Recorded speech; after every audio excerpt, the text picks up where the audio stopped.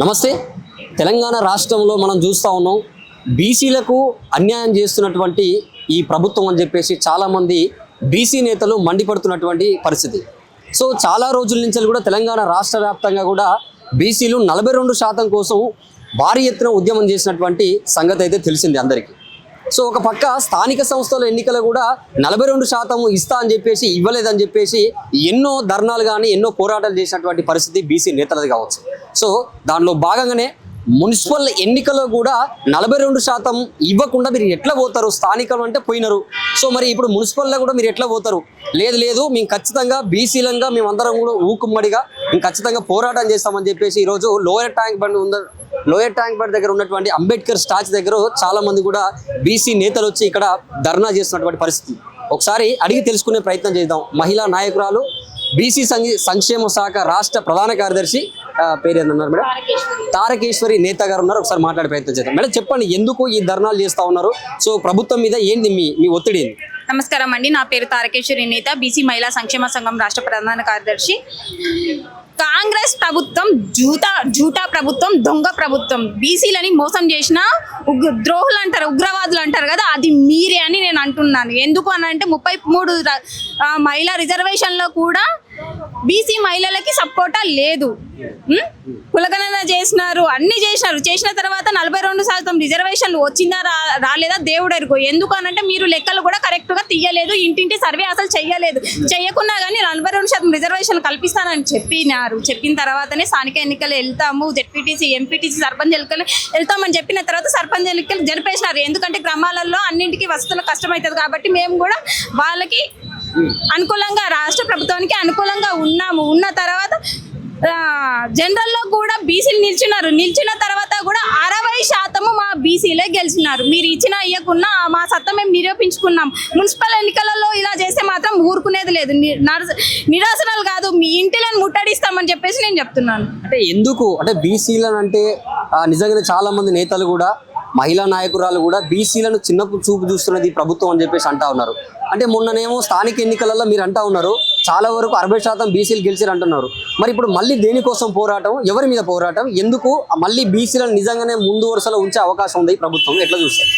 ఖచ్చితంగా ముందు వరుసలో ఉంచాల్సిందే. ఎందుకనంటే సర్పంచ్ ఎన్నికల్లో మా సత్తా ఏందో చూయించుకున్నాం. ఇప్పుడు ఇవ్వకపోతే ఈ ప్రభుత్వం దేశ ద్రోహుల ప్రభుత్వం అనేసి నేను చెప్తున్నాను. కాబట్టి ఖచ్చితంగా 42% రిజర్వేషన్ ఇచ్చిన తర్వాతనే మున్సిపల్ ఎన్నికలకి వెళ్ళాలి. లేదనంటే ఈ యొక్క lower tank bund Ambedkar statue దగ్గర నిరాశన కాదు, ప్రతిరోజు జరుగుతూనే ఉంటుంది. రోడ్లు, రాష్ట్ర రూపాయలు అన్ని చేస్తాము, బస్సులు బంద్ అన్ని చేస్తాము. ప్రధానంగా మొన్న స్థానిక ఎన్నికలలో కాంగ్రెస్ ప్రభుత్వం ఏదైతే బీసీలకు 42% మేము పోతామని చెప్పేసి ఒక మాట అని, తీరా చూస్తే మనకు తెలిసిపోయింది 42% పోకుండా వాళ్ళు అనుకున్న ఏదైతే ప్రోగ్రామ్ ఉన్నదో వాళ్ళు అనుకున్న ఫిగర్లనే వాళ్ళు వెళ్ళిపోయారు. ఎంత శాతం ఇవ్వాలో అంతే శాతం ఇవ్వాలని చెప్పేసి అంత ముందుకు ఉన్న దాంతోనే కంటిన్యూ చేశారు మేడం. మరి ఇప్పుడు కూడా అదే వచ్చే పరిస్థితి అట్లనే జరిగింది అనుకో. ఇప్పుడు మున్సిపల్ ఎలక్షన్లలో నెక్స్ట్ బీసీల స్టెప్ ఏంది అసలు?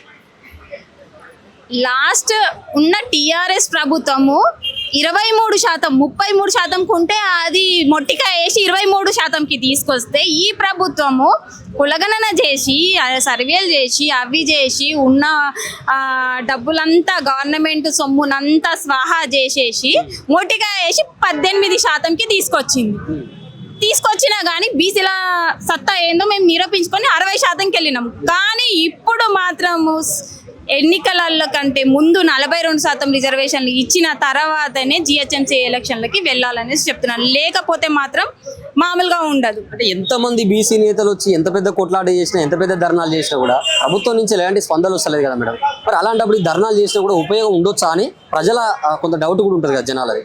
ఖచ్చితంగా ఉంటుందండి, ఎందుకు ఉండదు? ప్రజలలో చైతన్యం వచ్చింది. ఇంతకుముందు బీసీలు అంటే ఏంటో తెలియదు, ఇప్పుడు మాత్రం ప్రతి ఒక్క బీసీ బిడ్డకి చైతన్యం వచ్చింది. ఏ బీసీ బిడ్డ కూడా ఓటు ఏది జనరల్ స్థానాలలో మా బీసీలు నిలబడ్డా కానీ వాళ్ళకే ఓటు వేసుకుంటాం. నిలబడకున్నా కానీ ఖచ్చితంగా మా బీసీలు ఉంటారు, ఎక్కడైనా ఉంటారు, చెప్పాల్సిన అవసరం లేదు. బీసీలు ఉంటారు, బీసీలను గెలిపించుకుంటాం. అంటే పార్టీలతో సంబంధం లేదు కానీ బీసీలు అయితే తప్పకుండా గెలిపిస్తామని అంటున్నారా? మరి నిజంగానే రేపు మున్సిపల్ ఎన్నికలలో మరి 100% బీసీలే ఎక్కువ అధిక సంఖ్యలో గెలిచే అవకాశం ఉంటుందా? ఎట్లా చూడొచ్చు ఒకవేళ రిజర్వేషన్ ఇచ్చినా ఇవ్వకపోయినా? ఖచ్చితంగా ఉంటుందండి. సర్పంచ్ ఎలక్షన్లలో 60% పైకే వచ్చాము కదా, ఇదేంటి ఇది ఖచ్చితంగా వస్తాము. వచ్చిన తర్వాత ఈ ఉన్న రేవంత్ రెడ్డి గారిని మాత్రం గద్ద దించే వారికి ఊరికే నెక్స్ట్ ఎప్పుడు కూడా కాంగ్రెస్ పార్టీ రాదు. కాంగ్రెస్ పార్టీ జూటా పార్టీ. ఎందుకు అన్నారంటే మీరు లోపల భారతీయ జనతా పార్టీ లోపల తానా అంటే మీరు తందనా అంటున్నారు. మీరు ఉక్కుమక్కుమై లోపల ఏం చేసుకుంటున్నారో ఏమో ఎవరికి తెలుసు. మా మీద రుద్దడం కాదు, మీరున్న ఇప్పుడు రాష్ట్ర ప్రభుత్వాన్ని ఏలుతున్నారు. ప్రభుత్వం ఏది? కాంగ్రెస్ ప్రభుత్వం. కాబట్టి మీ చేతుల్లో ఉంది. మీరు వెళ్ళండి కేంద్ర ప్రభుత్వంని కలవండి. కేంద్ర ప్రభుత్వం ప్రత్యేకమైన బీసీ మంత్రిత్వ శాఖ లేదు, దానికోసం మాట్లాడండి. ఈడ నువ్వు ఫుట్బాల్ ఆడతావు, ఆ గేమ్లు ఆడతావు, నీ మనమని ఎత్తుకొని తిరుగుతావు. ఏమిటికి ఉన్నది మొత్తం రాజ్యం వెళ్తున్నావు. రాజ్యం వెళ్ళడం కాదు, బీసీల రాజ్యం తీసుకొస్తా అని చెప్పింది నువ్వే. ఒక రెడ్డి బిడ్డ అయినా కానీ బీసీ రాజ్యాధికారి తీసుకొస్తానన్నావు కాబట్టి తీసుకొచ్చి తీరాలి. లేదంటే దేశ ద్రోహిగా నిలబడతావు. ఎక్కడ నిన్ను లేకుండా రూపురేఖ లేకుండా చేస్తామని చెప్తున్నాను. అన్న చెప్పండి, అంటే మొత్తం చూస్తే రాష్ట్ర వ్యాప్తంగా కూడా మొన్న కూడా స్థానిక సంస్థలు కూడా అన్యాయం జరిగిందని చెప్పేసి బీసీ నేతలు చాలా పెద్ద ధర్నాలు చేసినటువంటి పరిస్థితి. అయినా కూడా 42% దక్కలేదు. మరి ఇప్పుడు ఎట్లా, దేనికోసం ఈ ధర్నాలన్నీ కూడా? స్థానిక సంస్థల ఎలక్షన్లు రిజర్వేషన్ అమలు అయిన తర్వాత వెళ్తామని చెప్పేసారని కామారెడ్డి డిక్లరేషన్లో కాంగ్రెస్ పార్టీ ప్రకటించడం జరిగింది. పక్క రాష్ట్ర ముఖ్యమంత్రిని తీసుకొచ్చి సిద్ధరామయ్య గారితోనే కామారెడ్డి డిక్లరేషన్ ప్రకటించారు. 42% మేము ప్రభుత్వము ఫామ్ చేస్తే 42% బీసీలకు రిజర్వేషన్ ఇచ్చాకనే మేము ఎలక్షన్లో పోతామని అన్నారు. దాని గురించి లెక్కలు తీయడానికి గురించి కూడా మేము కొట్లాడడం జరిగింది.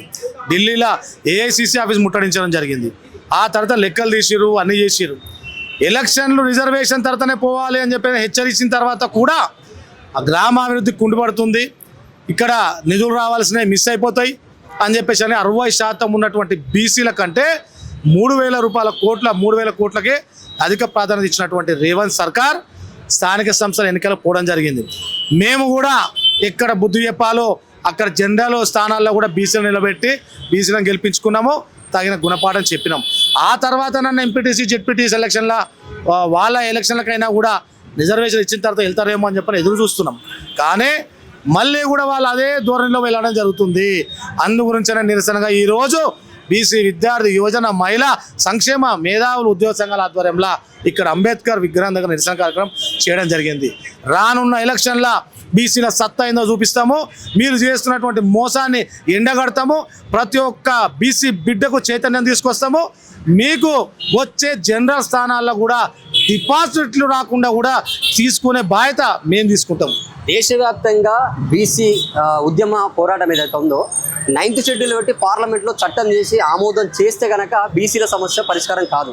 కానీ ఎన్నాళ్ళని చెప్పేసి బీసీలు తెలంగాణ రాష్ట్రంలో ఎన్నాళ్ళని పోరాటం చేస్తాము. అంటే అంతిమంగా కాంగ్రెస్ పార్టీ ఇచ్చే ఏదైతే వాళ్ళు మేము పార్టీ నుంచి ఇస్తామనేది తీసుకొని ఊకనేమలంగా ఉంటారా, లేకపోతే దేశవ్యాప్తంగా ఒక పెద్ద ఉద్యమాన్ని తీసుకొచ్చి నిజంగానే చట్టం చేసే అవకాశం ఉంటుంది పార్లమెంట్లో? ఎట్లా చూడొచ్చు?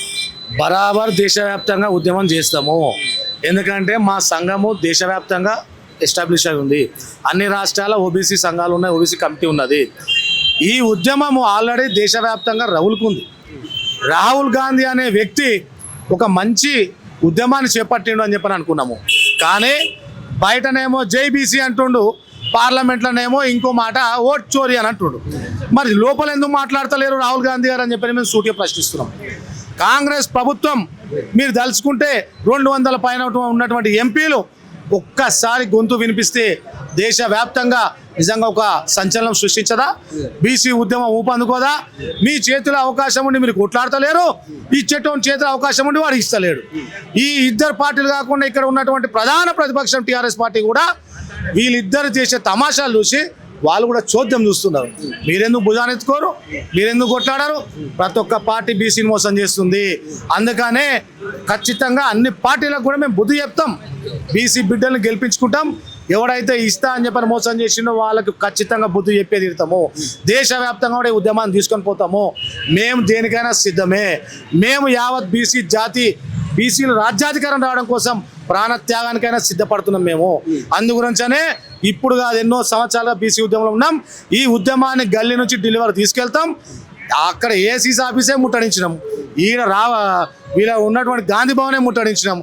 దేశవ్యాప్తంగా ఉద్యమం చేయడానికి మేము దేనికి భయపడం, ఏ కేసులకు కూడా భయపడం. బీసీలు తెలంగాణ రాష్ట్రంలో ఉన్నటువంటి అనేక బీసీ సంఘాలు ఉన్నాయి. ప్రధానంగా బీసీ సంఘాలన్నీ ఒకటయ్యి ఉద్యమం చేస్తే కనుక పార్లమెంట్లో బీజేపీతో కొట్లాడితే కనుక ఏదన్నా మనకు అంతిమంగా ఫైనల్ నిర్ణయం అనేది వస్తుంది. మరి అట్లా పోయే అవకాశం ఉన్నదా? బీసీలు అందరూ కలిసే అవకాశం ఉన్నది? అన్ని సంఘాలను తీసుకొని పోయినాము. మేము ఢిల్లీలో మీటింగ్ పెట్టినప్పుడు, ధర్నా చేసినప్పుడు జంతర్ మంతర్లా ఓ ప్రత్యేక రైలు తీసుకొని పోయి అన్ని కుల సంఘాలు, అన్ని బీసీ సంఘాలను జాజుల సీనన్న ఆధ్వర్యంలో తీసుకొని పోవడము. ముఖ్యమంత్రి గారు కూడా వచ్చిర్రు, 42 మంది ఎంపీలు వచ్చారు 16 పార్టీల నుంచి. ఖచ్చితంగా ఈ ఉద్యమాన్ని అన్ని సంఘాలను ఏకం చేసుకునే పోతాం.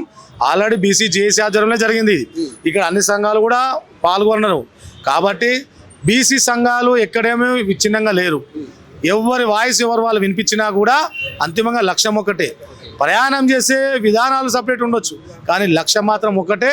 యావత్ బీసీ సంఘాలు అందరం కూడా ఏకం చేసి తీసుకొని పోయి ఇక్కడ ఉన్న ఈ కాంగ్రెస్ ప్రభుత్వం పైన ఒత్తిడి తీసుకొస్తాం, అక్కడ ఉన్నటువంటి బీజేపీ ప్రభుత్వం పైన ఒత్తిడి తీసుకొస్తాం. స్థానిక సంస్థల్లో కూడా ఎంత పెద్ద పోరాటాలు చేసినా రాష్ట్ర వ్యాప్తంగా కూడా చాలా మంది కూడా అన్ని బీసీ సంఘాలు కలిసి కూడా ఎన్నో పోరాటాలు చేసినటువంటి పరిస్థితి. రోడ్ల మీద రాస్తారోకాలు చేసారు, ధర్నాలు చేసిన పరిస్థితి కూడా. అయినా కూడా ప్రభుత్వం కనీసం పట్టించుకోకుండా కూడా వాళ్ళు అనుకున్న వైఖరి ఎట్లయితే ఉన్నదో వాళ్ళు అనుకున్న విధానంతోనే వాళ్ళు 42% కాదనుకుంటూనే పోయారు.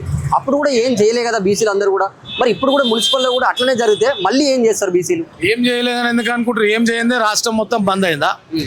ఒక బీసీ ఇష్యూ పైన రాష్ట్రం మొత్తం బంద్ ఎందుకు అయింది అంటే గవర్నమెంట్ దగ్గర బంద్ చేయించిందా? కాదు కదా.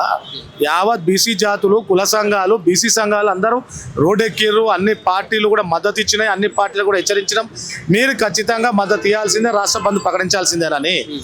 మేము ఏం చేయలేదని మీరు ఎందుకు అనుకుంటారు? ఓటు అనే ఆయుధం, అంబేద్కర్ గారు ఇచ్చినటువంటి ఓటు అనే ఆయుధాన్ని ఉపయోగించినాం. అక్కడ జనరల్ స్థానాల్లో కూడా బీసీ బిడ్డలు నిలబెట్టుకొని గెలిపించుకున్నాం. ఎక్కడ బుద్ధి చెప్పాలో అక్కడ బుద్ధి చెప్తున్నాం. అమ్మాయినా అడగందే అన్నం పెట్టదు. అట్లా వీళ్ళని అడుగుతున్నాం. అధికారంలో ఉన్నారు కదా, ఇచ్చిరుగా మాట అని అడుగుతున్నాం. స్థానిక సంస్థలు సర్పంచ్ అయిపోయింది, నెక్స్ట్ ఎలక్షన్లు ఉన్నాయి కానీ అడుగుతున్నాం. అయినా కూడా వాళ్ళ వైఖరి అట్లనే ఉందనుకోండి, నెక్స్ట్ వచ్చే ఎంపీటీసీ జెడ్పీటీ ఎలక్షన్లలో ఓటు అనే ఆయుధంతోనే వాళ్ళకు బుద్ధి చెప్తాము. ఆ తర్వాత కేసీఆర్ని ఫామ్ హౌస్లో కూర్చోబెట్టినట్టే రేవంత్ రెడ్డి గారిని కూడా ఫామ్ హౌస్కి పరిమితం చేసే బాధ్యత పూర్తిగా తీసుకుంటాం. అల్టిమేట్గా అయితే బీసీ ఉద్యమాన్ని ఆపే ప్రసక్తే లేదంటే సవాలే లేదు. బీసీ ముఖ్యమంత్రి అయ్యేదాకా ఖచ్చితంగా ఈ ఉద్యమం ఆగేదే లేదు.